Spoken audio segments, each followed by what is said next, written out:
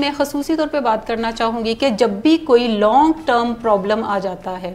جب بھی نشے کی بیماری جیسا مسئلہ آ جاتا ہے جو کہ زندگی بھر ساتھ رہنے والی بیماری ہے، نشے کی بیماری کے علاوہ کوئی ایسی ٹرمینل النس ہے جس کا آپ کا پیارا شکار ہے، یا کوئی ایسی کرونک النس ہے جو کہ زندگی بھر ساتھ رہنے والی ہے، یا گھر کے اندر کوئی فالج کا مریض ہے، یا گھر کے اندر کوئی آپ کا پیارا ہے جو کہ کوما کی بیماری کا شکار ہے، کوما کے اندر ہے کسی بیماری کی وجہ سے، یا آپ پیرنٹ ہیں اور آپ کے بچے مختلف بیہیویئرل پرابلمز کا شکار ہیں، وہ مختلف طور پر آپ کو ڈسٹرب کرتے ہوئے نظر آتے ہیں، یا ایون گھر کے اندر کوئی آپ کا ایسا پیارا ہے جو کہ غیر ذمہ دارانہ رویوں کا مظاہرہ کرتا ہے اور اپنی ذمہ داریاں نبھانے کی طرف نہیں جاتا، تو آپ ریسکیوئنگ جو بیہیویئرز ہے یا ریسکیو اسے کرنے کی طرف جاتے ہیں۔ آپ کوئی ایسی کوپنگ سٹریٹجیز بنا لیتے ہیں اپنی، جو کہ ان تمام حالات کو جو کہ آپ کی وجہ سے کسی مسائل کا شکار نہیں ہوئے بلکہ ان حالات کو سدھارنے کی طرف لے کر جا سکیں۔ یہی وہ رویے ہیں جو آپ کو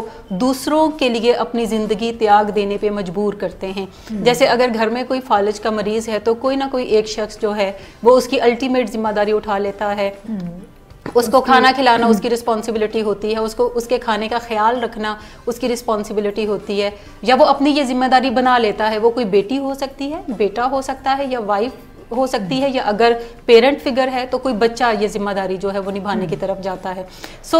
اگر وہ گھر سے باہر اس کو جانے کی ضرورت پڑتی ہے تو وہ بار بار کال کر کے پوچھتا ہے کہ آپ نے چائے پلائی، انہیں ابھی چائے کا ٹائم ہو گیا تھا، کھانے میں انہیں کھلایا، انہیں کھانا اس طرح کا کھلانے کی ضرورت تھی، کیا انہوں نے وہی کھایا یا کوئی ڈیفرنٹ چیز کی؟ جب ہم کسی کے رویوں کو کنٹرول کرنے کی کوشش کرتے ہیں کہ اس کی زندگی جو ہے وہ بہتری کی طرف ہی مائل رہے ہماری کوششوں کی وجہ سے، تو اس کو ہم کو ڈیپینڈنس کے اندر دیکھتے ہیں۔ غرض یہ کہ کو ڈیپینڈنسی کا